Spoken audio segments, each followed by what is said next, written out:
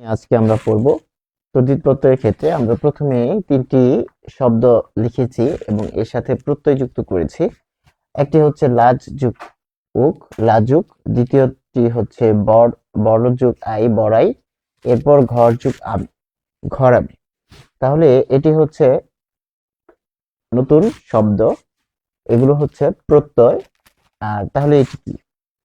প্রশ্ন ছিল যে কৃত প্রত্যয়ের ক্ষেত্রে আমরা কি পড়েছিলাম, যে কৃত প্রত্যয় ছিল ক্রিয়ামূল বা ক্রিয়া প্রকৃতি। তাহলে এখানে তো ক্রিয়ামূল নেই, তাহলে এটি নাম প্রকৃতি। এটির নাম কি হবে? যে এগুলোকে আমরা বলবো নাম প্রকৃতি। দেখুন যে এখানে কিন্তু কোনো ধরনের বিভক্তি যুক্ত হয়নি, নাম প্রকৃতি। তাহলে যে শব্দের সাথে কোনো বিভক্তি, যে শব্দের সাথে কোনো বিভক্তি যুক্ত হচ্ছে না,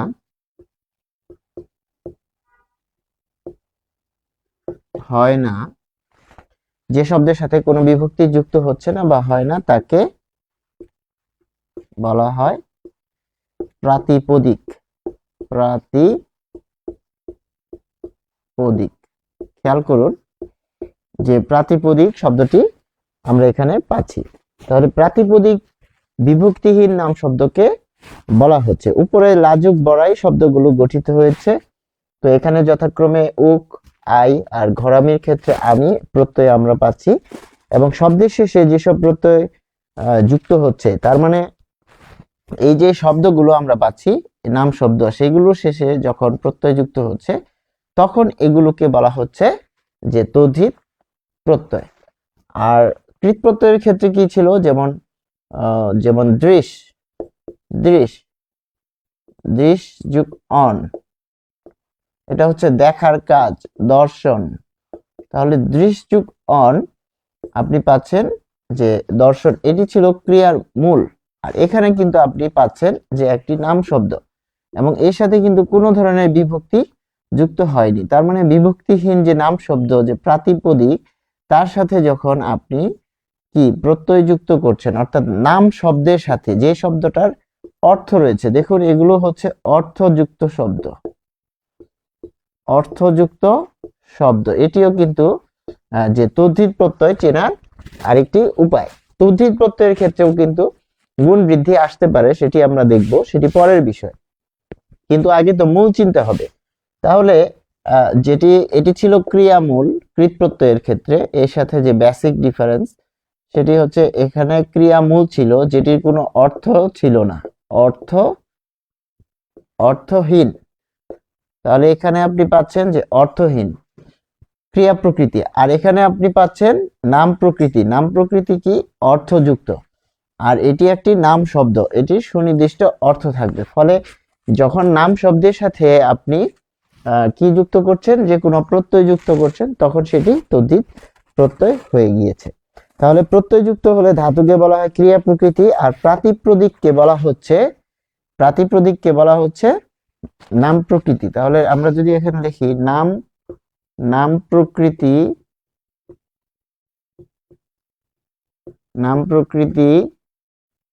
সমান হচ্ছে, একটা হচ্ছে প্রাতিপদিক,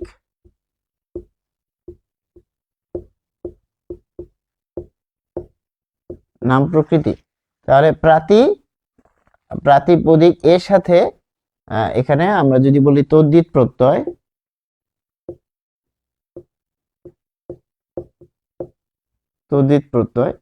তো এখানে আপনি যদি খেয়াল করেন যে প্রাতিপদিক পাবেন, আর কি পাবেন, এখানে প্রত্যয় পাবেন।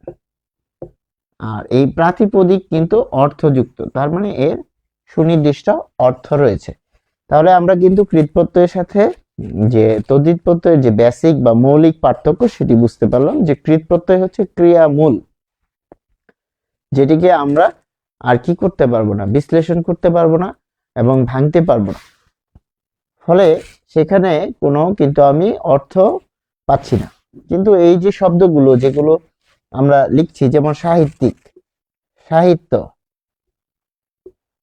সাহিত্য যোগ ইক প্রত্যয় যুক্ত করছেন, তখন সাহিত্যিক হচ্ছে। তাহলে দেখুন সাহিত্যর কিন্তু একটি সুনির্দিষ্ট স্পেসিফিক যে অর্থ, তার কিন্তু অর্থযুক্ত শব্দ, তাই না? অর্থ রয়েছে, ফলে অর্থ থাকবে নাম শব্দের, অর্থাৎ অধিকাংশ ক্ষেত্রে এখানে দেখবেন যে একটা কি থাকবে, নাউন থাকবে, বিশেষ্য বা নাউন থাকবে, এবং এর সাথে আপনি প্রত্যয় যুক্ত করে তদ্ধিত প্রত্যয়কে গ্রহণ করবেন বা তৈরি করবেন। তদ্ধিত প্রত্যয়গুলো বিভিন্ন অর্থে ব্যবহৃত হয়। বাংলায় তদ্ধিত প্রত্যয় 3 প্রকার। তদ্ধিত প্রত্যয় 3 প্রকার, সেটি আমরা এখন একটু লিখব। যে তদ্ধিত প্রত্যয়ের ক্ষেত্রে আমরা কি কি পাচ্ছি, যে একটা হচ্ছে বাংলা, বাংলা তদ্ধিত প্রত্যয়, তারপরে হচ্ছে এখানে পাচ্ছেন বিদেশি, আরবি, ফার্সি, হিন্দি, তারপর এখানে আপনি পাচ্ছেন কি,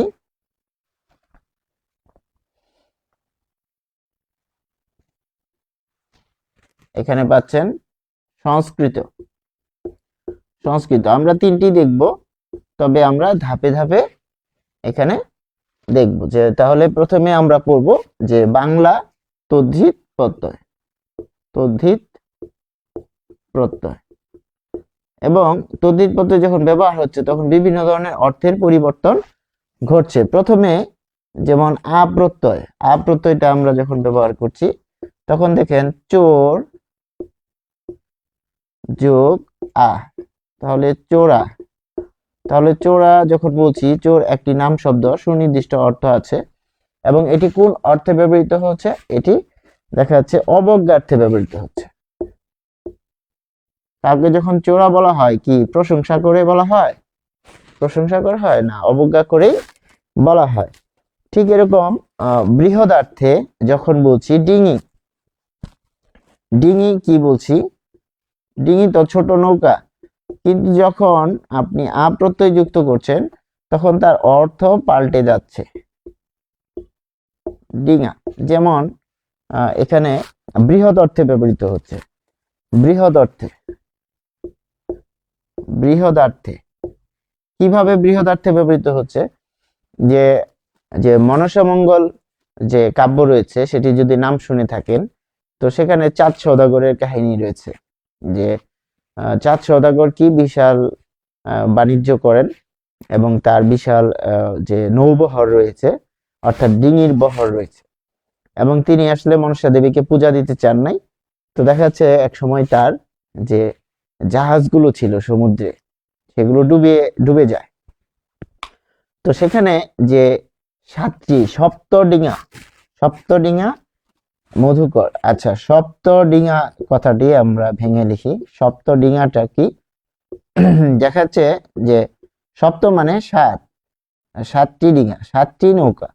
তো 7টি নৌকা যখন বা 7টি ডিঙি যখন এরকম একটা একটা এখানে ছিল, এরকম ভাবে বহর যখন যাচ্ছে, দেখবেন যে বর্তমান সময়ে যখন যুদ্ধের ছবি দেখানো হয়, যে সমুদ্রের মধ্যে দিয়ে জাহাজ যে যাচ্ছে সারিবদ্ধভাবে জাহাজ।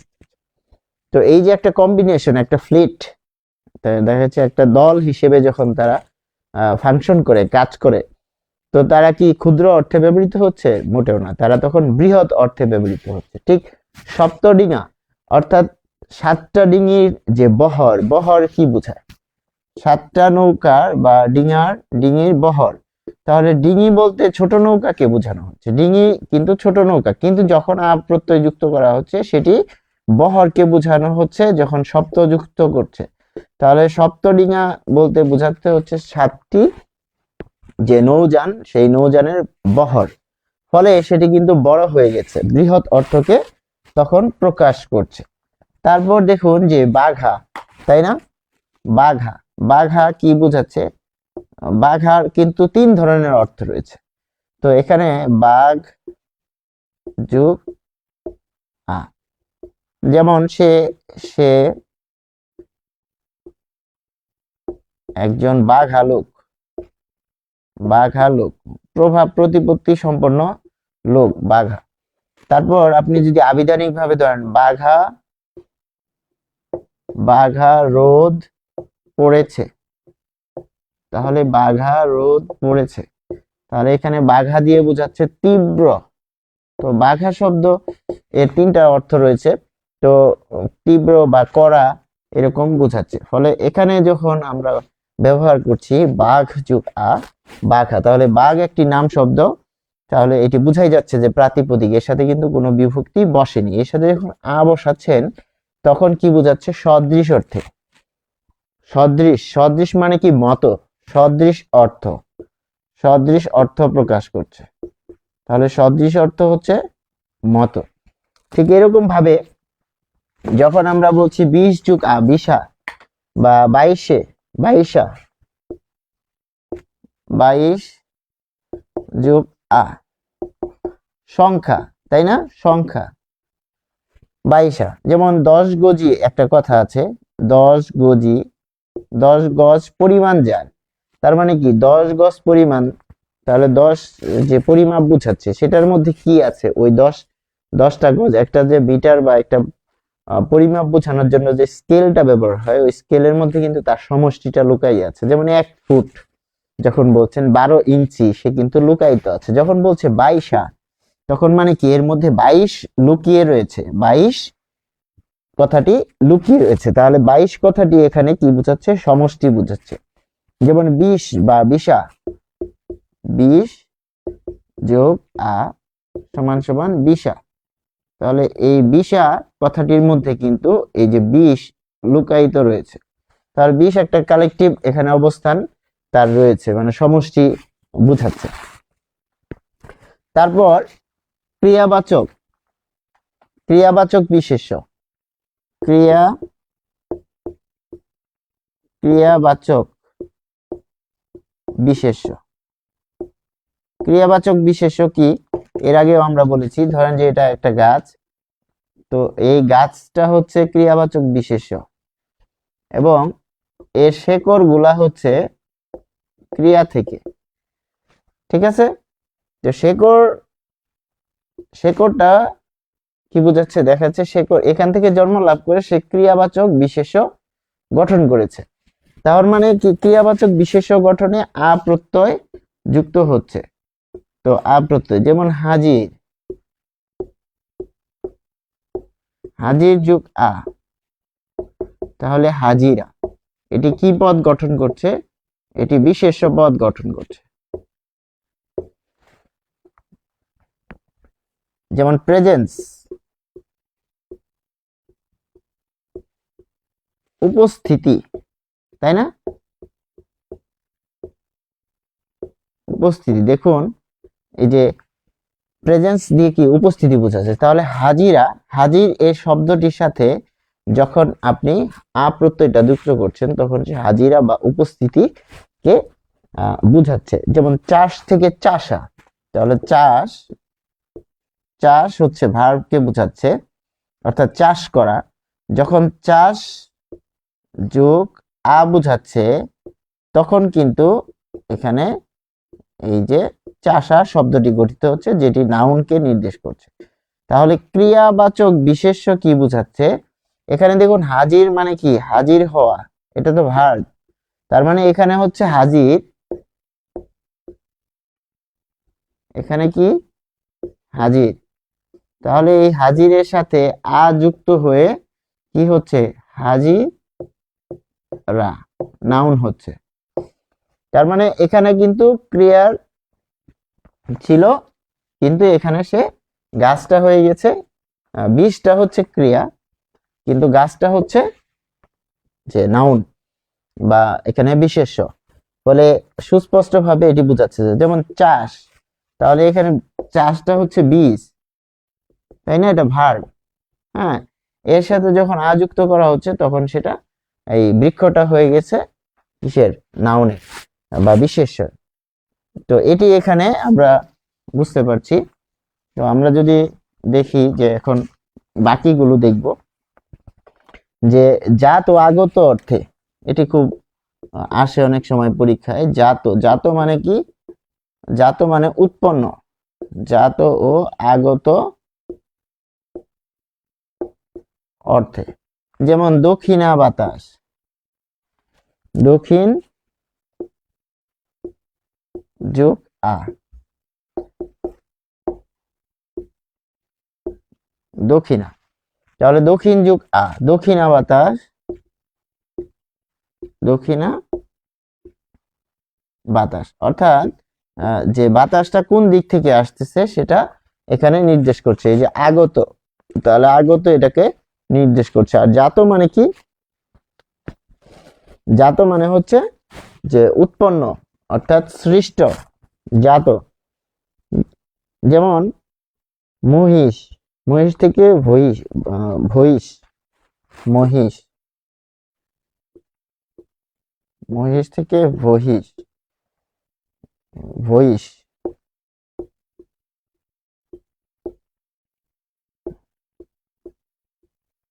ভৈষা, মহিষ থেকে ভহিষ, ভৈষা। তাহলে এই যে ভহিষ এর সাথে ভৈষা মানে এই যে তার যে প্রভাব, যেমন দুগ্ধ, দুগ্ধজাত, তাই না? দুগ্ধজাত, যেমন আমরা যদি মিষ্টি কি দুগ্ধজাত খাবার, তাই না? তারপর যদি বলি যে পায়েস দুগ্ধজাত, তার মানে সে কোথা থেকে সৃষ্ট হয়েছে, উৎপন্ন হয়েছে। ঠিক এরকম ভহিষ থেকে ভৈষা এই শব্দটি উৎপন্ন বা জাত বোঝাচ্ছে। জাত মানে কোথা থেকে সৃষ্ট, সেটি এখানে বোঝাচ্ছে। এরপর আই প্রত্যয়, আই প্রত্যয় দিয়ে আমরা দেখব যে এখানে আই প্রত্যয়। তো আই প্রত্যয়ের বেশ কিছু উদাহরণ আমরা দেখব। আই প্রত্যয় কি বোঝাচ্ছে? যে ক্রিয়াবাচক বিশেষ্য গঠনে, ক্রিয়াবাচক, ক্রিয়াবাচক বিশেষ্য। ক্রিয়াবাচক বিশেষ্য কোনটা? অর্থাৎ এই যে বলছিলাম যে শেকড়টা হচ্ছে ক্রিয়া, ভার্ব, আর গাছটা হচ্ছে নাউন। তাহলে এই যে ভার্ব মানে বীজটা হচ্ছে ভার্ব, আর এখানে গাছটা কি? গাছটা হচ্ছে নাউন। তো সেই ধরনের শব্দ গঠনের ক্ষেত্রে আই প্রত্যয় যুক্ত হয়। যেমন বড়াই, বড় যোগ আই, তারপরে চর যোগ আই, চড়াই। এখন এই প্রশ্নটা এভাবে আসতে পারে যে এটি কোন পদ? তাহলে এটি কি? নাউন। তাহলে মানে নাউন ক্ষেত্রে বিশেষ্য, বিশেষ্য গঠনের ক্ষেত্রে যেসব প্রত্যয় কাজ করে সেগুলোর ক্ষেত্রে একটা হচ্ছে কৃত প্রত্যয়ের ক্ষেত্রে আছে অন, যেমন চল যোগ অন, চলন। তারপরে ধরুন যে দৃশ যোগ অন, দর্শন। এগুলা সব কি করছে? এই অন প্রত্যয় বিশেষ্য গঠন করছে। এটা কৃত প্রত্যয়ের ক্ষেত্রে। আর তদ্ধিত প্রত্যয়ের ক্ষেত্রে কি? এই আই, আই এখানে প্রত্যয় কি করছে? আই প্রত্যয় বিশেষ্য গঠন করছে। তাহলে খেয়াল করতে হবে যে কোনো শব্দে যদি আমরা আই পেয়ে থাকি, তারপরে আরো আছে, যেমন আনি, বিশেষ্যতে আনি, আনি প্রত্যয় যুক্ত করে আনি, ছটফটানি, আনি। যেমন শুন যোগ আনি, শুনানি, শুনানি। হিয়ারিং, এটার ইংরেজি হচ্ছে হিয়ারিং। আদালতে এটার সবচেয়ে বেশি ব্যবহার হয়, হিয়ারিং। যে বিষয়ে আজকে এই মামলার বিষয়ে আদালতে হিয়ারিং আছে, হিয়ারিং হচ্ছে শুনানি। তাহলে দেখুন আনি প্রত্যয় যুক্ত করে আপনি বিশেষ্য গঠন করতে পারেন, এটা কৃত প্রত্যয়ের ক্ষেত্রে। তারপর দেখুন তদ্ধিত প্রত্যয়ের ক্ষেত্রে হতে পারে অন প্রত্যয় যুক্ত করে বিশেষ্য গঠন করতে পারেন, আই প্রত্যয় যুক্ত করে বিশেষ্য গঠন করতে পারেন। তিনটা আমরা এরকম পেলাম। তারপর আদরার্থে, আদরার্থে কানু থেকে কানাই, কানু থেকে কানাই, নিম থেকে নিমাই। তাহলে নিম যোগ আই, নিমাই কানু কানাই। তো এটা এই দুইটা হচ্ছে আদর অর্থে, আদর অর্থে। তারপর আরো আছে, যেমন স্ত্রী বা পুরুষবাচক বিপরীত বোঝাচ্ছে, যে বোন, বোনাই, বোনাই, বোন যোগ আই, বোন যোগ আই। তাহলে এটা হচ্ছে ভগ্নিপতি, ভগ্নিপতি মানে বোনের জামাই। তাহলে বোন আর বোনের জামাই বিপরীত, তাহলে এখানে কি বিপরীত অর্থ প্রকাশে এই আই প্রত্যয় ব্যবহার হচ্ছে। তারপর সমগুণবাচক, যেমন মিঠ, মিঠা, মিঠা যোগ আই, মানে মিষ্টি জাতীয় আর কি, মিঠাই। তার মানে এটা সমগুণ, সমান গুণ রয়েছে। এরপর আমরা দেখব যে জাত অর্থে, এটি ইম্পর্টেন্ট। জাত অর্থে যেমন ঢাকাই,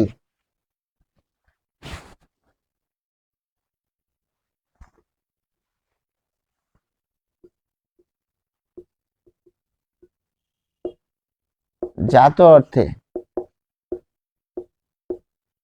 ঢাকা যোগ আই, সে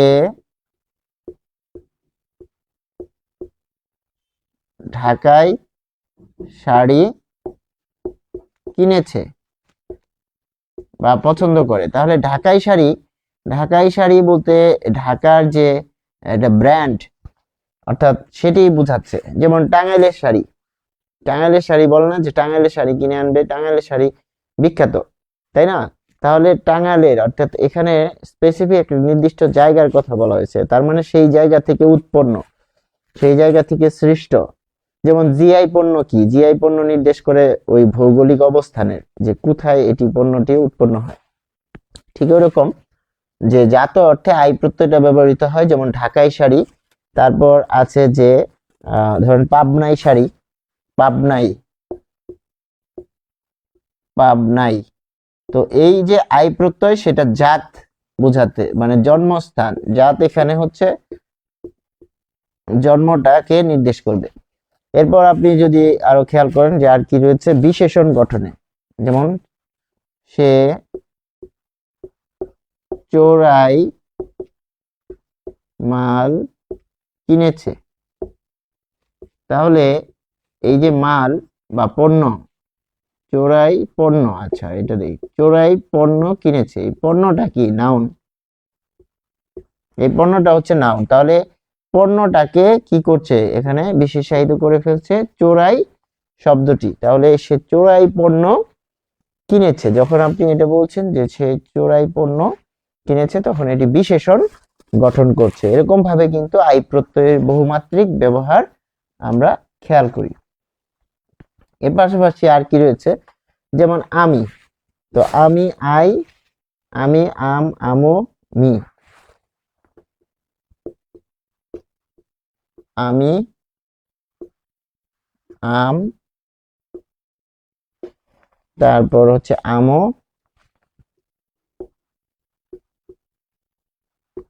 আর হচ্ছে মি প্রত্যয়।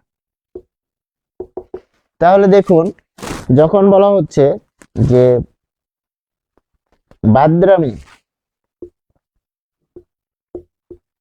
বাদর যোগ আমি, তার মানে কি বাদ, বাদরামি, বলে যে বেশি বাদরামি করিস না। তাহলে এখানে কি বুঝাচ্ছে, বাদরামি দিয়ে যে ভাব বলছে, ইত্রামি মানে ইতরের ভাব, ইতর যোগ আমি, ইতর যোগ আমি, এটিকে বুঝাচ্ছে ইত্রামি মানে দুষ্টামি। তো বলছে বেশি ইত্রামি করিস না, তারপরে ফাজলামি করিস না। বলে যে এরকম যে ফাজিল যোগ আমল, ফাজিল, ফাজিল যোগ আমল। তাহলে হচ্ছে ফাজ লামো, তো বলছে যে ফাজলামো করিস না। তাহলে এই সব কিছু যে কি ভাব অর্থে নির্দেশ করছে, এগুলোর ভাব, যেমন ইত্রামি বাদরামি মানে বাদরের ভাব, বাদর যেরকম করে লাফালাফি করে এটা করে ওটা করে, তো এরকম বাদরের সাথে তুলনা করছে। ইতর, তাই না, যে ইতর শ্রেণীর যে কাজ করে সেটা হচ্ছে ইত্রামি।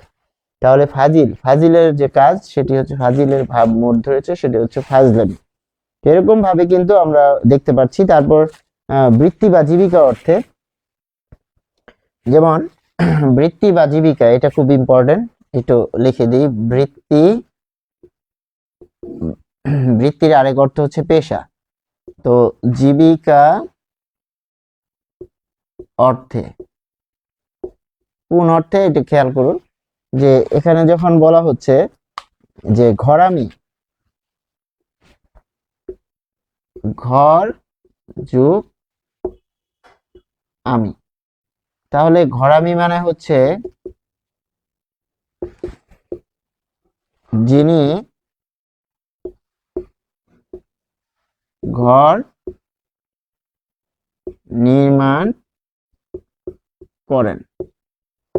তার মানে যিনি ঘর নির্মাণ করেন তাকে কি বোঝানো হচ্ছে, যে ঘরামি,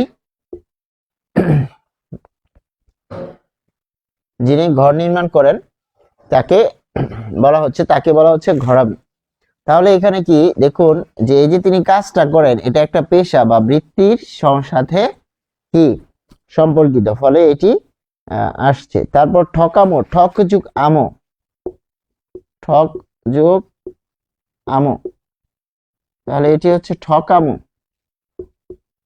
ঠকামো। তাহলে যে প্রতারণা করে, ঠকায় অন্যকে, তো সেটি হচ্ছে যে এখানে বলছে যে ঠকামো মানে ঠকের বৃত্তি বা ভাব, ঠকের, ঠক কি প্রতারক, ঠকের বৃত্তি, বৃত্তি বা ভাব, বৃত্তি মানে কাজ। তাহলে যে ঠক, ঠক কাকে বলা হয়, যে প্রতারণা করে অন্যকে ঠকায় সে হচ্ছে ঠক, তার পেশা কি অন্যকে ঠকানো।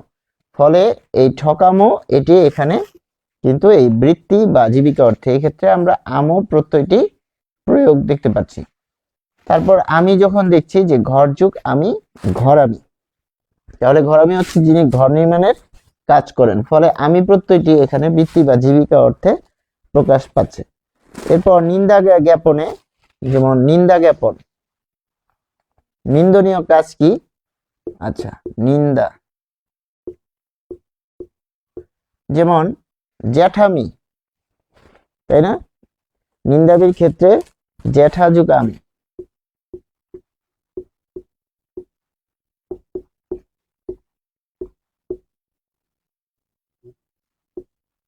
তাহলে জ্যাঠামি, জ্যাঠামি কাদের কখন বলা হচ্ছে, যে অনেক ক্ষেত্রে জ্যাঠা হচ্ছে কি বাবার বড় বড় ভাই, তো অনেকে আছে জুনিয়র হয়ে এরকম জ্যাঠামি করে পাকনামি করে, মানে তার যে রোল সেটা ভূমিকা পালন করে না, কিন্তু তার থেকে যে বয়সে বড় তার রোল বা ভূমিকা পালন করার চেষ্টা করে। ফলে জ্যাঠামি যে বোঝাচ্ছে অতি পাকনামি, সেটি কিন্তু এখানে নিন্দনীয় অর্থকে প্রকাশ করছে। ফলে আমি যখন জ্যাঠা শব্দের সাথে বসছে তখন সেটি কিন্তু নিন্দনীয় কাজ হিসেবে বিবেচিত হচ্ছে। এরপর যদি আমরা বলি যে যে চার, চারে কি আছে, হ্রস্বই দীর্ঘই প্রত্যয়, চারে আছে হ্রস্বই বা দীর্ঘই প্রত্যয়। তো হ্রস্বই দীর্ঘই প্রত্যয় কি বোঝাচ্ছে, যে ভাব অর্থে, আচ্ছা বাহাদুরি, বাহাদুর যোগ ই,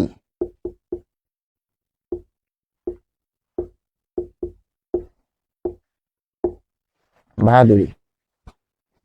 তাহলে এই যে বাহাদুরি, তারপর হচ্ছে কি বোঝাচ্ছে, যে সে খুব বাহাদুরি করে, তাই না, কথায় কথায় সে খুব বাহাদুরি দেখায়। তাহলে বাহাদুর কে, মানে যে বিশাল কিছু বড় কিছু করতে পারে, বীর বাহাদুর, যে বীর যোদ্ধা সেনাপতি। তো এরকম অনেক ক্ষেত্রে বলে যে বীর বাহাদুর, যার খুব সাহস, নেতৃত্ব দিতে পারে। তো বাহাদুরি, তাহলে এখানে কি বোঝাচ্ছে, যে বাহাদুরি দেখায়, সে কথায় কথায় বাহাদুরি দেখায়, সে কথায় কথায় বাহাদুরি বাহাদুরি বাহাদুরি দেখায়। তাহলে বাহাদুরি যে দেখায়, তাহলে কি সে এখানে বাহাদুরি মানে বিরাট একটা ভাব, কিছু একটা হয়ে গিয়েছে আর কি, এরকম ভাব দেখাচ্ছে, বিরাট ভাব। তো বাহাদুরি এটি যখন আপনি প্রকাশ করছেন তখন এটি দেখা যাচ্ছে যে ভাব ভাব অর্থকে প্রকাশ করছে। এরপর বৃত্তি অর্থে আমরা বৃত্তি বা পেশা অর্থে আমরা দেখি বৃত্তি বা পেশা, এটা অর্থে যেমন ডাক্তারি, ডাক্তারের কাজ কি? লোকে বলে যে সে ডাক্তারি করে, সে ডাক্তারি করে। দেখুন এই এই বাক্যটা খেয়াল করলে কিন্তু বোঝা যাবে যে সে ডাক্তারি করে মানে কি বোঝাচ্ছে, যে সে আসলে পেশায় ডাক্তার। সে কবিরাজি করে, সে আসলে পেশায় কবিরাজ। তারপর হচ্ছে মুক্তার, তাই না? যে জজ কোর্টে কিন্তু কিছু নাম আছে, এর মধ্যে একটা হচ্ছে মুক্তার। তো যারা যারা বিভিন্ন রকমের পদ পদবি আছে, তো সেগুলোর সাথে যখন ই প্রত্যয়টা আপনি যুক্ত করে দিচ্ছেন তখন মুক্তার যুগ ই, মুক্তারি। তারপর আমরা যদি বলি পোদ্দার, অনেকে বলে না বাপের ধনে পোদ্দারি করে, মানে লাট সাহেবের মতো বসে থাকে আর হুকুম দেয়, পোদ্দার পোদ্দারি। তারপর ব্যাপার, ব্যাপারী, চাষ, চাষি। তাহলে এখানে যদি বলি চাষ, চাষ করা ভার্ব, তাই তো? চাষি, চাষি। তাহলে চাষি হচ্ছে যিনি চাষ করেন, সেটা পেশা, চাষির কাজ চাষ করা। এরপর আরো আছে ব্যাপারী, তাই না? ব্যাপারী বলে কাদের? যারা এই যে ছোটখাটো ব্যবসা করে, তাই না? যে তিনি চালের ব্যাপারী, তাই না? তার মানে চালের ব্যাপারী। তো আবার অনেকে বলে আদার ব্যাপারী। তো ব্যাপারী কাজ কি? ব্যবসা করা। তাহলে ব্যবসা কি? বৃত্তি বা পেশা। ফলে এটি এখানে বৃত্তি বা পেশায় অর্থে ব্যবহার হচ্ছে। এরপর আমরা ই প্রত্যয়ের আরেকটা ব্যবহার দেখব মালিক অর্থে। মালিক অর্থে এটি অনেক ক্ষেত্রে পরীক্ষায় আসে যে জমিদার, জমিদার যোগ ই, জমিদারি, যে তার জমিদারি ভাব আর গেল না।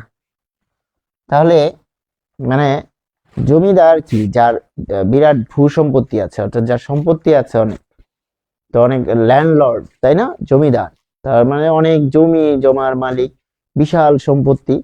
তো একটা সময় ছিল যে মানুষের, একজন মানুষেরই প্রচুর এরকম জমি জমা ছিল, অনেক সম্পদ ছিল, তাকে বলা হতো যে জমিদার, তাই না? তো এই যে জমিদারি মানে কি দেখাচ্ছে, যে মালিকানা, যার বিশাল একটা অর্থ সম্পত্তির প্রভাব রয়েছে, যে তখন তার ক্ষেত্রে বলা হয় যে তার জমিদারি রয়েছে, তাই না? যেমন বহিবীর নাটকে কিন্তু এরকম আছে জমিদারি, তাই না? তো এই যে জমিদারির ব্যাপারটা এসেছিল, তো জমিদার এর সাথে যখন আপনি বলছেন যে জমিদার ই, তখন এটি মালিকানাকে গ্রহণ করছে বা মালিকানাকে প্রকাশ করছে। যেমন দোকান, দোকানি, দোকান যোগ ই, দোকানি, দোকান যোগ ই যখন বলছেন দোকানি, তার মানে দোকানিকে, দোকানি বলতে বোঝানো হচ্ছে যে দোকানের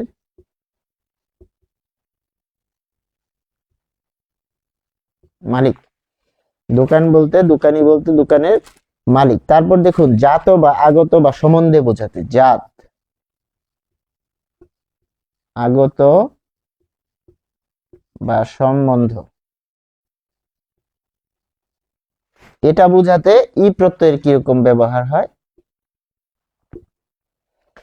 যেমন আমরা দেখব যে মাদ্রাজি,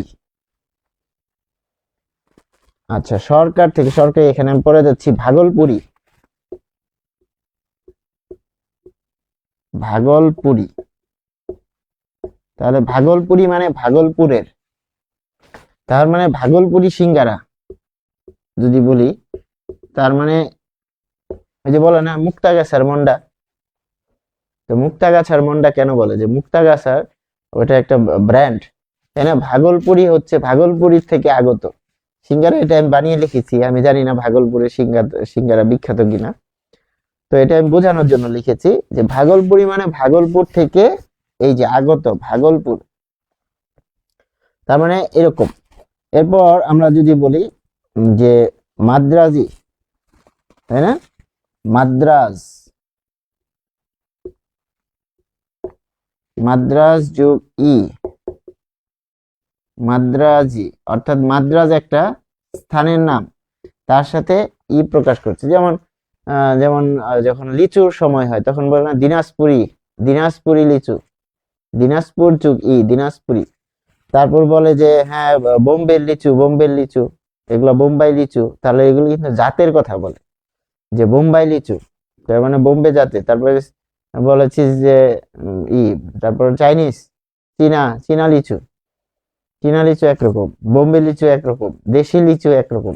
তো এগুলো কেন বলে? এগুলো বলে যে জাত, অর্থাৎ কোন জাতে সেটি বোঝানোর জন্য, এবং যেটি বিখ্যাত সেটি ব্র্যান্ড হয়ে উঠে আসে। তো মাদ্রাজি যখন বলা হচ্ছে তখন মাদ্রাজ থেকে আগত সেটিকে বোঝানো হচ্ছে, ভাগলপুরি যখন বোঝানো হচ্ছে ভাগলপুর থেকে আগত। এরকম যে কোনো জায়গার সাথে ই প্রত্যয় দিয়ে দিতে পারে, তখন সেটাকে বোঝাবে যে আগত বা জাত সেখান থেকে। রেশমি, রেশম, যেমন রেশম কাপড়, রেশমি কাপড়, রেশমি কাপড়। তাহলে রেশম, রেশম থেকে রেশমি, তাহলে রেশম এর থেকে যখন বলছি যে রেশমি কাপড়, তখন এর সাথে রেশম সংশ্লিষ্ট হয়ে যাচ্ছে, তখন এই জাত এইটাকে কিন্তু নির্দেশ করছে বা বোঝাচ্ছে। ফলে এই বিষয়টা এভাবে দেখতে হবে। তারপর আমরা ইয়া প্রত্যয় দেখব, যে ইয়া প্রত্যয় মোটামুটি চারের ক্ষেত্রে অনেক বড় বড় ছিল, অনেক গুরুত্বপূর্ণ বিষয়গুলো ছিল, এবং কোন অর্থে, জাত অর্থে এগুলো আমরা লিখছি। তো 5-এ আমরা দেখব যে ইয়া, ইয়া থেকে অনেক সময় এ হয়ে যায়, তাই না? ইয়া থেকে অনেক সময় এ হয়ে যায়, তো আমরা সেটা লিখবো না। তো আমরা ইয়া প্রত্যয়ের ক্ষেত্রে দেখব যে,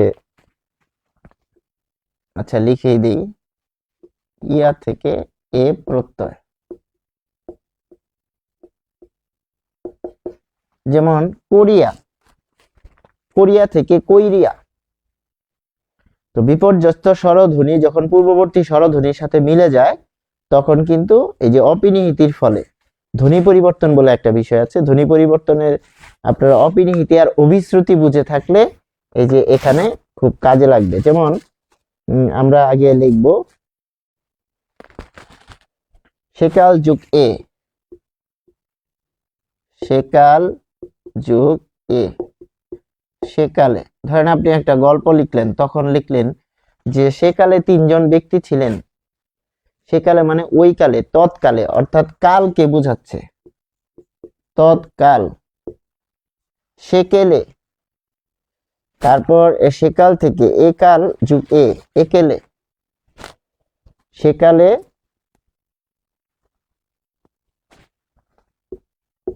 সেকেলে, তারপর একাল যুগ এ, একেলে। এরপর যদি বলে ভাদরিয়া, ভাদর যুগ ইয়া, ভাদর যুগ ইয়া, এটি হচ্ছে ভাদরিয়া, ভাদরিয়া, ভাদুরিয়া থেকে ভাদুরে, ভাদুরে মানে কই মাছ। তাহলে দেখুন ইয়া, ইয়া পরবর্তীতে এ হয়ে যায়, এটি আমি বলেই দেই, এটি হচ্ছে অভিশ্রুতি, অভিশ্রুতি আর অপিনিহিতি, অপিনিহিতি এটার সাথে সংশ্লিষ্ট, এবং এই বিষয়টা ধ্বনি পরিবর্তনের মধ্যে আছে। যেমন কোরিয়া, কোরিয়া, কোরিয়া থেকে হয় কৈরিয়া, কৈরিয়া। তাহলে দেখুন কোরিয়া, তাহলে এটার বিপর্যস্ত হয়ে এই রস্বই আবার কই হয়, কৈরিয়া। তো দেখুন দুইটা কিন্তু মিলে যাচ্ছে, হ্যাঁ, পূর্ববর্তী বিপর্যস্ত স্বরধ্বনি পূর্ববর্তী স্বরধ্বনির সাথে মিলে যাচ্ছে, এরপরে এখান থেকে পরিবর্তন হয়ে হয় করে। ঠিক এরকম ভাবে ভাদুরিয়া, ভাদুরিয়া, ভাদুরিয়া থেকে ভাদুরে, এই যে ভাদুরিয়া, ইয়া থেকে এ হয়। তো ইয়া থেকে এ যখন হবে তখন আমরা, এটা থাকতেও পারে নাও থাকতে পারে, যে কৈরিয়া থাকে, তারপর হচ্ছে কোরিয়া থাকে, দুইটার মধ্যে একটা থাকবে, এখান থেকে এখানে আসবে। তাহলে আমরা বুঝতে পারছি যে এরকম ভাবে যে ইয়া প্রত্যয়টা ব্যবহার হয়। তারপর আমরা যদি বলি যে এখানে উপজীবিকা অর্থে, উপজীবিকা মোট, মোট, মোটে, মোটে, মোট, মোট বয়। তো বলছেন যে মোট, মোটে মানে মোট বয়, বুঝা বয় যারা, মোট, মোটে। উপকরণ বুঝাতে, উপকরণ, দেখুন উপকরণ, উপকরণ কি? পাথর, পাথর একটা উপকরণ, পাথর যুগ ইয়া, এটা হচ্ছে পাথর ইয়া, পাথর যুগ ইয়া যখন বোঝাচ্ছে তখন সেটিকে বোঝাচ্ছে যে পাথরিয়া। পাথর যুগ ইয়া পাথরিয়া থেকে পাথুরে, পাথুরে। যদি বলি পাথুরে মেঝে, মানে পাথর দিয়ে করা মেঝে। তারপর বালি দিয়ে যদি হয় বেলে মাটি, তাই না, মানে বালু মাটি যেটা, সেটাই হচ্ছে বেলে মাটি। এরপর আরো আছে যে উপজীবিকা অর্থে জালিয়া, জাল যুগ ইয়া, উপজীবিকা,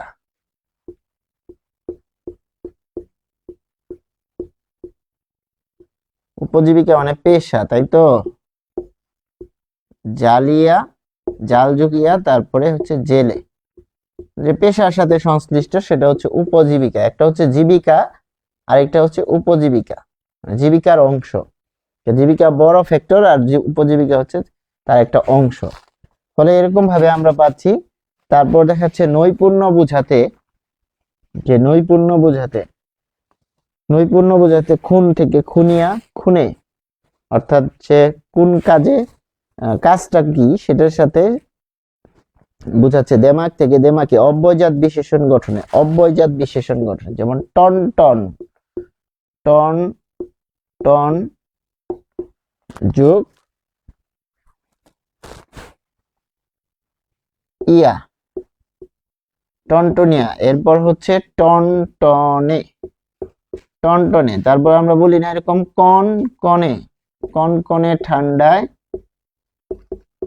কনকনে ঠান্ডায় জমে গিয়েছি, জমে গিয়েছি। ঠিক এরকম ভাবে কিন্তু আমরা এই পার্থক্যগুলো ধরতে পারি। তো মোটামুটি আমরা এই পর্যন্ত আজকে দেখলাম। এরপরে আমরা আরো কিছু বিষয় দেখব, যেমন ওয়া প্রত্যয়। ওয়া প্রত্যয় দিয়ে যদি আমরা দেখি যে ছয় কি রয়েছে, ছয় রয়েছে ওয়া। তো ওয়ার ক্ষেত্রে আপনি দেখেন যে মাছোয়া, মাছ যুগ ওয়া, তাহলে মাছোয়া, মাছো, এখান থেকে হলো মাছোয়া থেকে হলো মেছো। তাহলে এটা কি? উপজীবিকা বুঝাচ্ছে। অর্থাৎ এখানে যে পেশার সাথে সংশ্লিষ্ট বিষয়টির ক্ষেত্রে এটা হচ্ছে। তারপর বিশেষণ গঠনে কিরকম, যেমন দাঁত থেকে দেত, দাঁত, এটা তো বিশেষ্য, যোগ ওয়া যখন প্রত্যয় হচ্ছে দাঁতোয়া, দাঁতোয়া থেকে দেত, এরকম ভাবে ওয়া প্রত্যয় যুক্ত হচ্ছে।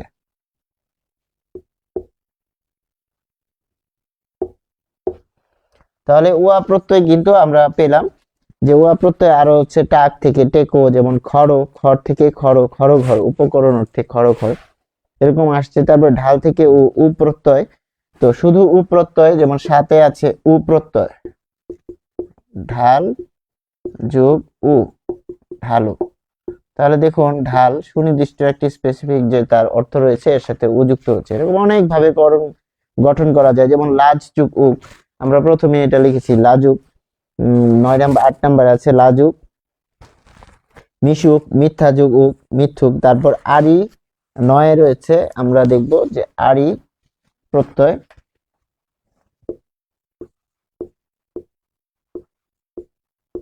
আরি, আরি প্রত্যয়। তারপরে আরো প্রত্যয়,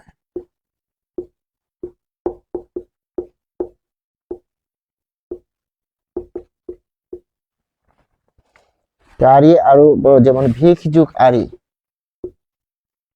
ভিখ যুগ আরি সমান সমান ভিখারি, তাই না? তারপরে আর দীর্ঘই দিয়ে যদি বলি যে এছাড়া একটা বিষয় লিখি যে শাখারি, এটা একটু লিখি যে শাক যোগ আরি। শাখারি কাদেরকে বলা হয়? যারা এই যে শঙ্খ দিয়ে বিভিন্ন রকম সামুদ্রিক যে জিনিসপত্র আছে সেগুলো দিয়ে যে বিভিন্ন কাজ অর্নামেন্টস বানায় না, তাদেরকে বলা হয় শাখারি। সামুদ্রিক শঙ্খ দিয়ে যারা বিভিন্ন বিষয় তৈরি করে, যে ঝিনুকের মালা টালা এগুলো যারা তৈরি করে, বিভিন্ন কাজ করে সামুদ্রিক শঙ্খ দিয়ে, তাদেরকে বলা হয় শাখারি।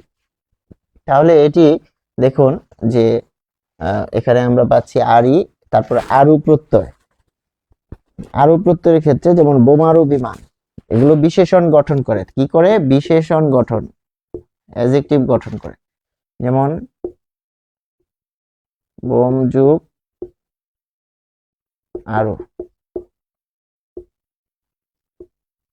বোমারু।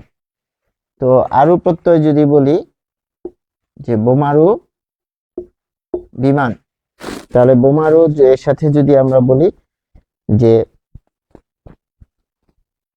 বোমারু বিমান, দেখুন কিভাবে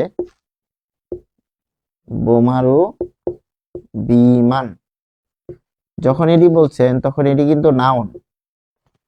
তাহলে বিমান তো নাউন, বিমানকে বিশেষায়িত করছেন বোমারু দিয়ে। ঠিক যেরকম যাত্রীবাহী বিমান আমরা বলি যে যাত্রীবাহী বিমান, ঠিক এরকম বোমারু বিমান। তো এর পাশাপাশি আমরা আলী প্রত্যয় যদি বলি, আলী আল আলো, বিশেষ্য বিশেষণ গঠনে আলী আল আলো।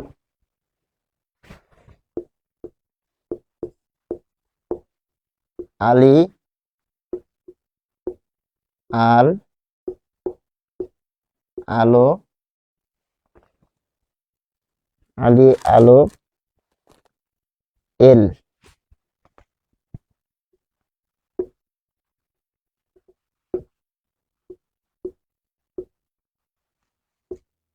এল প্রত্যয়।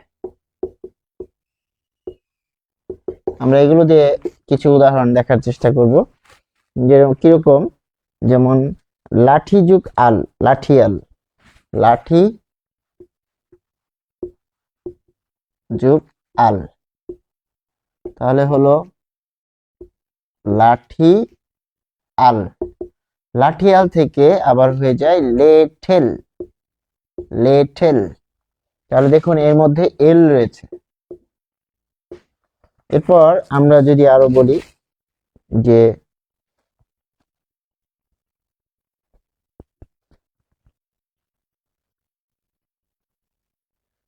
চতুর যুগ আলী,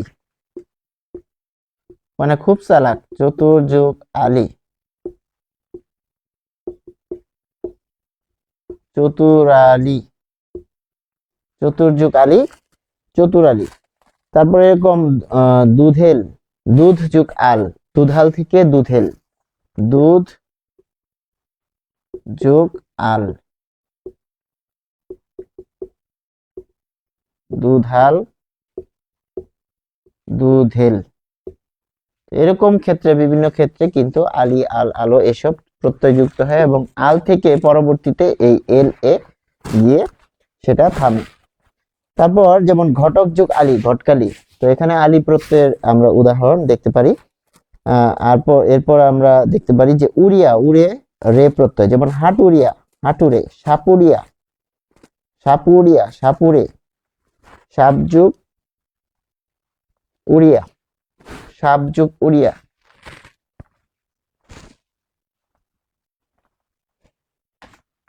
11 নম্বরে দেখবো যে সাপ যোগ উড়িয়া, তখন হবে সাপুরিয়া, সাপুরিয়া,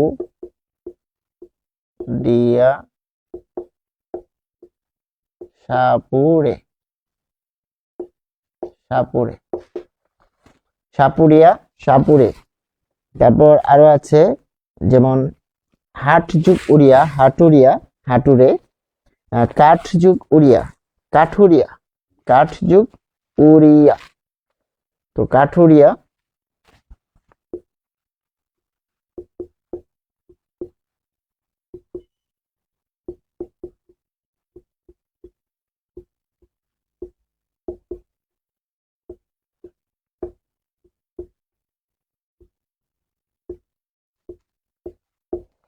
কাঠ যুগ উড়িয়া,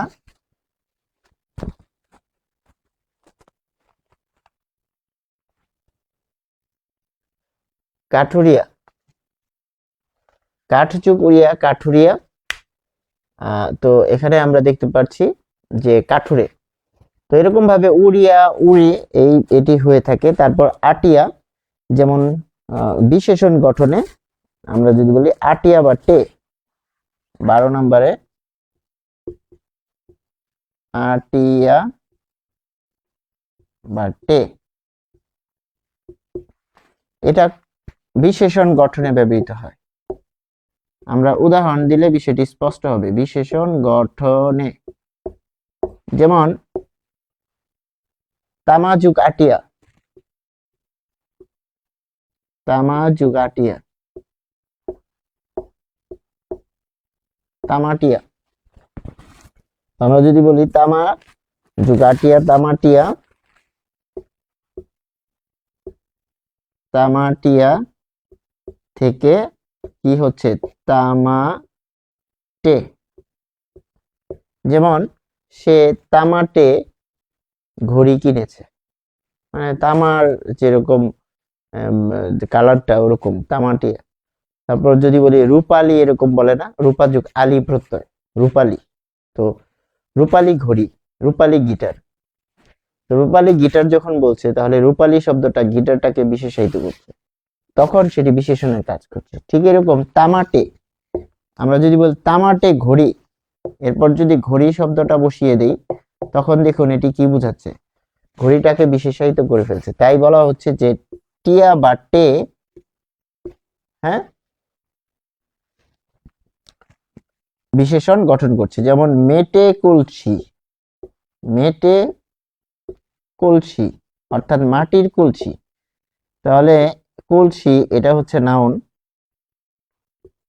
তাহলে কলসিটা কোন উপকরণে মেটে, সেটি কি বোঝাচ্ছে, বিশেষণকে বোঝাচ্ছে। ঠিক এরকম ভাবে আমরা আরো পাচ্ছি যে উর প্রত্যয়, লেজ যুগ উর, লেজুর বৃত্তি, লেজ যুগ উর, মানে যে পিছে পিছে ঘুরে, লেজুর। তো লেজ যোগ উর, তাহলে হচ্ছে লেজুর। এর সাথে যদি বৃত্তি বসাই দেন, তাহলে এটা হচ্ছে পেশা, লেজুর বৃত্তি, মানে অন্যের পিছে পিছে ঘুরে যে আর কি টাকা পয়সা ইনকাম করে বা তেলবাজি করে, সেটা হচ্ছে লেজুর বৃত্তি, লেজুর। তাহলে লেজ যুগ, লেজ কি পিছনে থাকে, তো তাহলে লেজ, লেজের পিছে পিছে ঘুরে। ঠিক এরকম দেখবেন যে অনেকে আছে যে অন্যকে তেলবাজি করে, তারপর দেখা যাচ্ছে যার একটু ক্ষমতা আছে তার পিছে পিছে ঘুরে, তার ওইটা নিজেকে এম্পাওয়ার করে, মনে করে যে আমিও পাওয়ারফুল, এবং সেটা সে বিভিন্ন জায়গায় ইউজ করে নিজের সুবিধা আদায় করে, সেটি হচ্ছে লেজুর বৃত্তি। তাহলে উর প্রত্যয়টি সেখানে পাচ্ছি। তারপর উয়া প্রত্যয়, যেমন ঘর যুগ উয়া, যে ঘর যুগ উয়া, তাহলে এটি কিন্তু বিশেষণ গঠন করছে, ঘরোয়া, ঘরোয়া, ঘরোয়া। তাহলে ঘরোয়া আয়োজন, ঘরোয়া আয়োজন, বা যখন বলছেন অনুষ্ঠান, তখন কিন্তু এটি বোঝাই যাচ্ছে যে এটি কি করছে, ঘরোয়া আয়োজন বা অনুষ্ঠান যখন বলছেন, তখন একে বিশেষায়িত করছে, তার মানে এটা অ্যাডজেক্টিভ বা বিশেষণ হিসেবে কাজ করছে। তারপর ট প্রত্যয়, অট প্রত্যয়, যেমন অট প্রত্যয়, যেমন ভরাট, জমাট, ভরাট, তাহলে এখানে আমরা পাচ্ছি ট প্রত্যয়। আবার জমা যোগ ট, জমাট, তাহলে এখানে আমরা পাচ্ছি ট প্রত্যয়। লা প্রত্যয়, যেমন মেঘ, বিশেষণ গঠনে, লা প্রত্যয় যুক্ত হচ্ছে বিশেষণ গঠনে, বিশেষণ গঠনে লা। আচ্ছা, তো লা প্রত্যয় কিরকম বিশেষণ গঠন করছে আমরা একটু দেখব। যে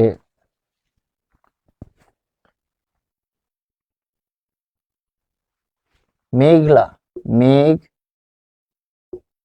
লা আকাশ, একটা শব্দ লিখলাম মেঘলা, এরপর দিলাম আকাশ, তাহলে মেঘলা মানে কি? মেঘাচ্ছন্ন, মেঘাচ্ছন্ন। তাহলে যে আকাশটা মেঘাচ্ছন্ন, এটি বোঝাচ্ছে যে আকাশটাকে বিশেষায়িত করছে মেঘলা শব্দটি, তার মানে কি? এটা অ্যাডজেক্টিভ। তো এটিও কিন্তু অনেক সময় আসে, যদি এগুলো দিয়ে কোনো শব্দ আসে যে বিশেষণ না বিশেষ্য বোঝাচ্ছে, আমরা একটি শব্দ গঠন করার চেষ্টা করব, মাথায় শব্দটা গঠন করে আমরা একটা বাক্য গঠন করব এই শব্দটা দিয়ে। বাক্য গঠন করলে তাকে কোথায় বসালাম তার উপর নির্ভর করে কিন্তু বলা যেতে পারে সেটি বিশেষ্য না বিশেষণ। এভাবেও কিন্তু অনেক টেকনিক অবলম্বন করে পরীক্ষায় ভালো করা যেতে পারে। এরপর আমরা যদি বলি স্বার্থে, একলা, তাই না? স্বার্থে, স্বার্থে, তাহলে এক যোগ লা, একলা। তাহলে আমি একলা চলনীতিতে আছি, মানে কি? নিজের যে স্বার্থ, নিজের যে প্রতিজ্ঞা, নিজের যে প্রবণতা, সেটা হচ্ছে তার একক যে সিদ্ধান্ত, সেটাই হচ্ছে একলা বোঝাচ্ছে, যে একলা। তাহলে নিজ স্বার্থে সে একলাই বুঝে, তাই না? নিজের স্বার্থে সে নিজে বুঝে। তো এখানে সবচেয়ে ইম্পর্টেন্ট বিষয় হচ্ছে যে মেঘলা আকাশ, যে বিশেষণ গঠনে সে কিভাবে কাজ করছে, লা। তাহলে স্বার্থে হচ্ছে আদ, আদলা, আর একলা। এবারে আমরা দেখব যে বিদেশি তদ্ধিত প্রত্যয়। এতক্ষণ আমরা দেখলাম যে বাংলা, এবার আমরা দেখব যে বিদেশি।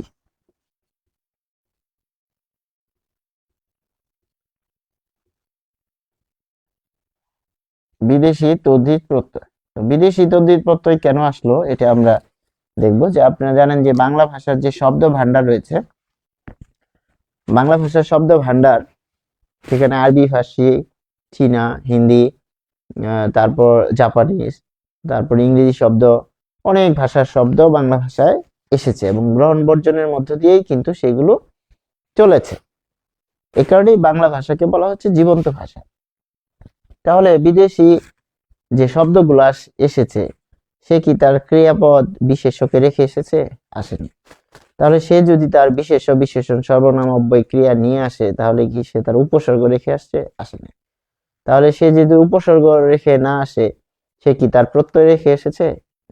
আসেনি। তার মানে বিদেশি ভাষা যদি কোনো ভাষার, বিদেশি শব্দ যদি কোনো ভাষার মধ্যে চলমান থাকে, বুঝতে হবে তার প্রকৃতি, তার প্রত্যয় বা অন্যান্য সবকিছুই কিন্তু এই ভাষার সাথে জড়িয়ে গেছে। তাই এখানে আমরা বলছি যে বিদেশি যে তদ্ধিত প্রত্যয়, যেমন ওয়ালা, ওয়ালা, ওয়ালা থেকে আমরা আবার বলি আলা।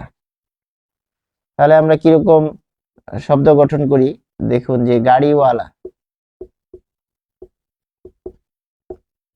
গাড়িওয়ালা, তাই না? তো বাড়িওয়ালা মালিক অর্থে, দিল্লিওয়ালা, আচ্ছা বাড়িওয়ালা, যখন আপনি ওয়ালা ব্যবহার করছেন, বাড়িওয়ালা মালিক, এখানে কিন্তু মালিক। যখন বলছেন দিল্লিওয়ালা,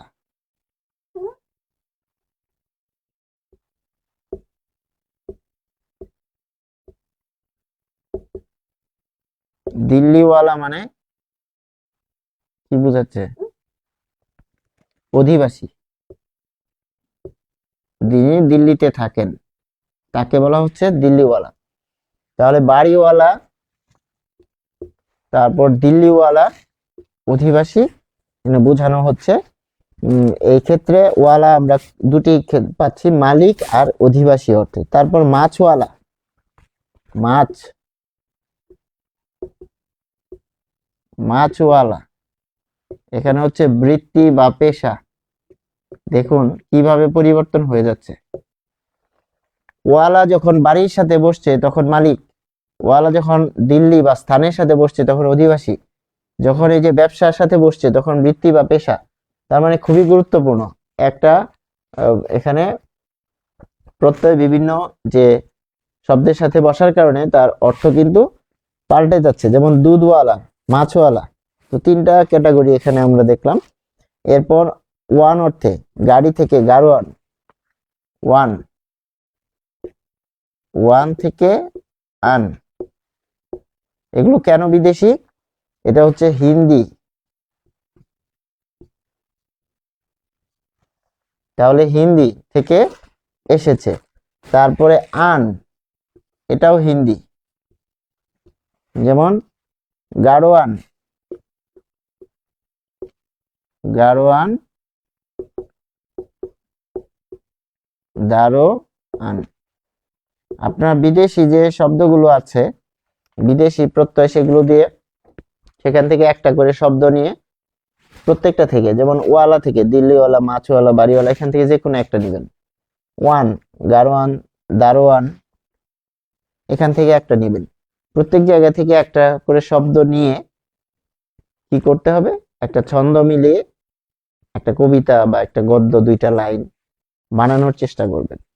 তাহলে কি হবে, যদি বলে নিচের কোনটিতে বিদেশি প্রত্যয় রয়েছে, তখন আপনার মনে পড়ে যাবে। ঠিক যেরকম উপসর্গের ক্ষেত্রে আমরা দেখানোর চেষ্টা করেছি, বা আমরা সন্ধির ক্ষেত্রে ব্যতিক্রমগুলো যেভাবে মনে রাখি, এটা যখন একজন টিচার লিখে দেয় সেটা সবার সমানভাবে মাথায় কাজ করে না, কিন্তু কেউ যখন সেই শব্দগুলো নিয়ে নিজে একটা বানায় তখন সেটা বেশি মনে থাকে, এবং ওই টেকনিকে বাকি সবগুলো কিন্তু সে মনে রাখতে পারে। তো এরকম যে হিন্দি ক্ষেত্রে আনি আছে, যেমন আনি, আনি যদি বলি এটিও কিন্তু হিন্দি, যেমন আনি থেকে আনা, তো আনি থেকে আনা।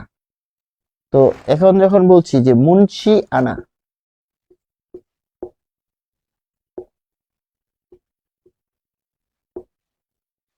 মুন্সি আনা কি, যে তার একটা প্রভাব, দক্ষতা এই বিষয়ে, যে অনেক ক্ষেত্রে কারিগরি বিষয়ে, ধরেন একটা মোবাইল ঠিক করতে হবে, তখন অনেকে বলে যে তার কাছে যাও, জামালের কাছে যাও, এই বিষয়ে তার মুন্সি আনা রয়েছে। মুন্সি আনা মানে এখানে দক্ষতাকে বোঝাচ্ছে।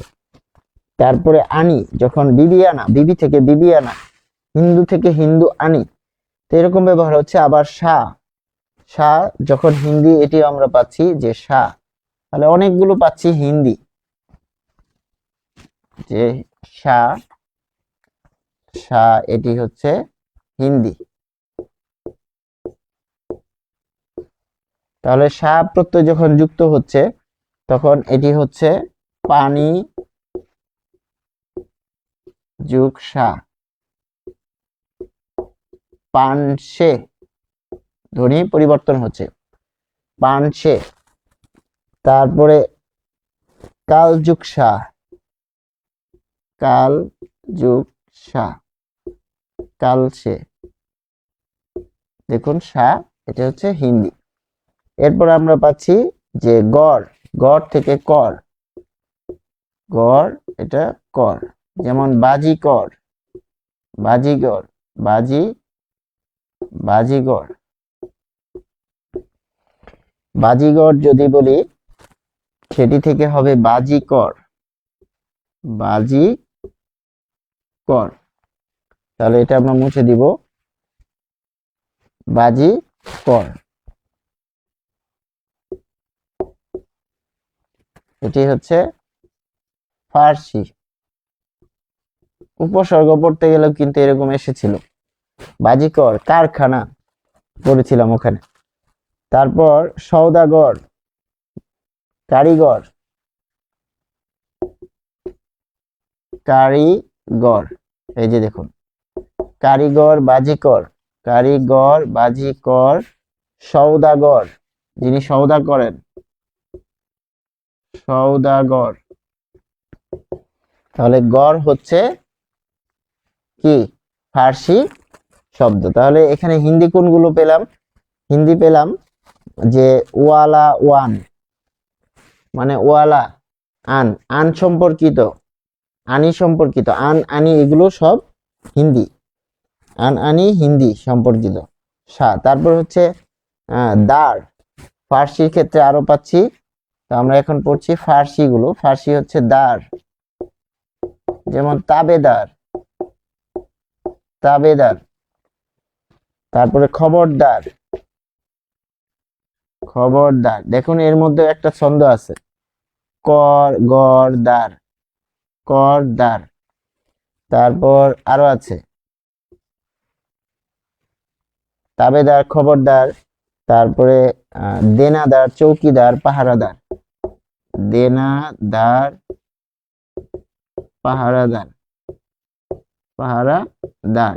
এই সব কিছু এখানে কিন্তু মিলে যাচ্ছে। এখন দার, দার, গড়, তার। দেখুন র, এখানে কিন্তু র এর একটা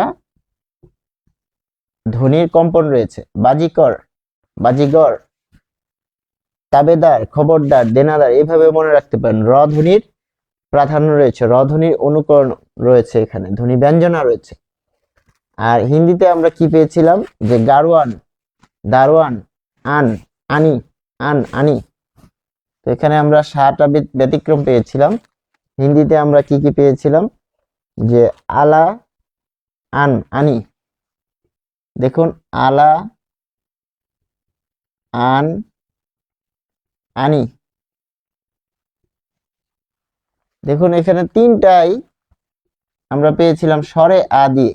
তার মানে হিন্দি এখানে স্বরে আ একটা বিষয়, আর ফার্সির ক্ষেত্রে র একটা বিষয়। ফার্সির ক্ষেত্রে র একটা গুরুত্বপূর্ণ ভূমিকা রাখছে। এরপর ফার্সির ক্ষেত্রে আরো আমরা পাচ্ছি যে বাজ, ফার্সির ক্ষেত্রে বাজ,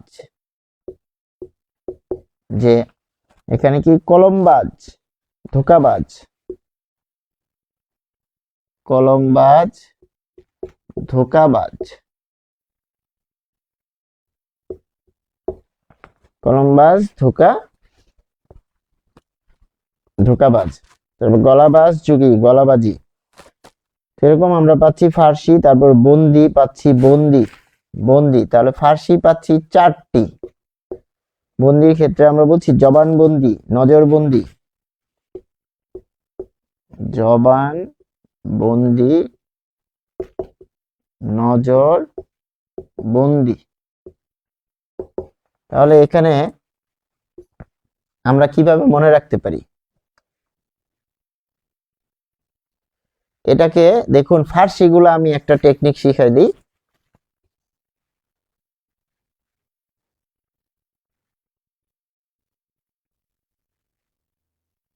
আচ্ছা, আমরা যদি বলি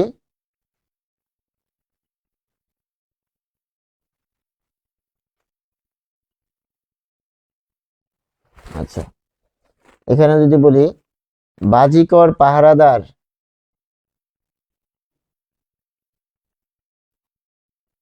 আচ্ছা বাজিকর পাহারাদার, বাজিকর পাহারাদার, পাহারাদার। দেখুন বাজিকর, এই যে এখান থেকে বাজিকরকে নিছি, এখান থেকে পাহারাদারকে নিছি। তাহলে বাজিকর পাহারাদার,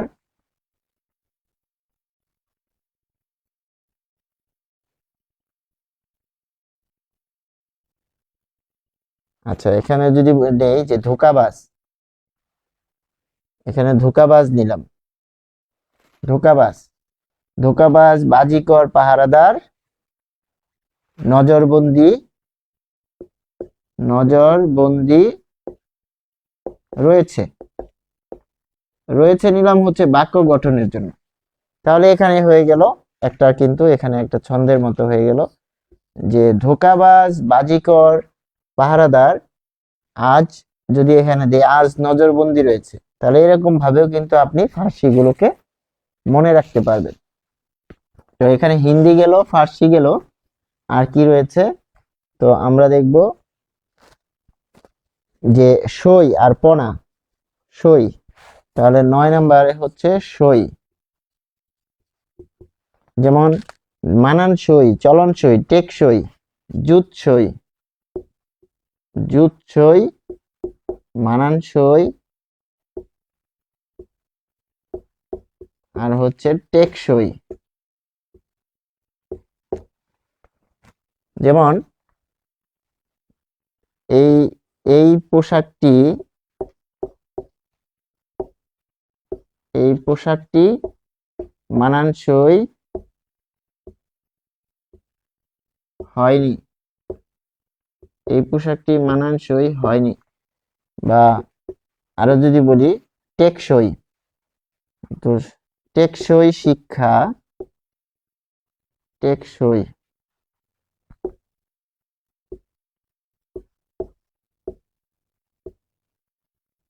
টেকসই শিক্ষা জাতির জন্য আশীর্বাদ। খেয়াল করুন, তো টেকসই এখানে রয়েছে সই, তাহলে মানানসই, টেকসই, জুতসই। জুতসই মানে ভালো মতো এরকম আর কি, যে পছন্দ আর কি হয়নি, যে তুমি যে পোশাকটি আমার জন্য কিনে আনছো এটা জুতসই হয় নাই, মানে কি আর কি, তার পছন্দ হয় নাই বা মানানসই নয় তার জন্য, এরকম আর কি বলছে। তো এটি এখানে বলছে যে সই, তাহলে সই হচ্ছে মতো, এটি বোঝাচ্ছে মতো, মতো অর্থে। তাহলে আমরা ওখানে পেলাম হিন্দি আর ফার্সি। হিন্দি আর ফার্সির মধ্যে আমরা কি কি পেয়েছি? যে হিন্দির ক্ষেত্রে হচ্ছে সরেয়া দিয়ে থাকবে, কিন্তু এটা মনে রাখতে হবে যে আন, আনো, তারপর গারোয়ান, আনি, তো এগুলা সবকিছু থাকবে হিন্দি দিয়ে, সরেয়া দিয়ে থাকবে, শুরু হবে। আর ফার্সির ক্ষেত্রে যে কর, দার, তারপরে দেখাচ্ছে বাজ, সেরকম থাকবে। আর সই মত অর্থের, পনা হচ্ছে মত অর্থে, গিন্নিপনা, গিন্নিপনা, গিন্নিপনা। পনা যদি বলি,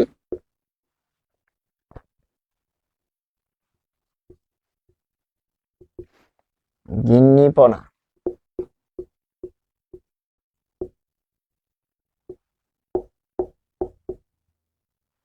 মানে কি? গিন্নির মতো।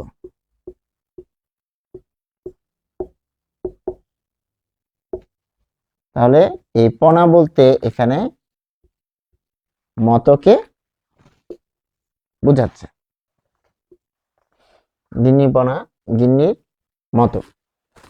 এরপর আমরা যদি দেখি যে এর মধ্যে একটু বিশেষ দ্রষ্টব্য, দ্রষ্টব্য এটা লিখতেই হবে, কারণ এটা পরীক্ষায় আসে। দ্রষ্টব্য মানে খেয়াল রাখতে হবে, যে কি খেয়াল রাখতে হবে? টিপসই ও নামসই। টিপসই ও নামসই শব্দ দুটি সই প্রত্যয় নয়। আর টিপসই, টিপসই, আরেকটা কি? আরেকটা হচ্ছে নামসই। এই দুটি, টিপসই ও নামসই, এই দুইটা কিন্তু আলাদা প্রত্যয় না, এটা পুরোটাই একটা শব্দ। বলে যে ধরেন আমাদের দেশে যে গ্রামে গঞ্জে লোকজন জমি জমার বিষয় নিয়ে যখন কথা বলে, যে তুমি কি টিপ সই দিছো নাকি, মানে টিপ সই দিয়েছো কিনা। তো টিপ সই মানে হচ্ছে টিপ দেওয়া। এরকম ধরেন যে আপনি এরকম আপনার আঙ্গুলের মধ্যে এরকম নিয়ে, এই যে এটা হচ্ছে টিপ সই, এরকম করে টিপ সই দেয়। তো যারা স্বাক্ষর পারে না, টিপ সই দেয়, তার মানে এটা কি? টিপ সই আর নাম সই হচ্ছে স্বাক্ষর সম্বলিত। টিপ সই আর এটার অর্থ স্বাক্ষর থেকে উৎপন্ন, এটা সহি, সহি, সহি মানে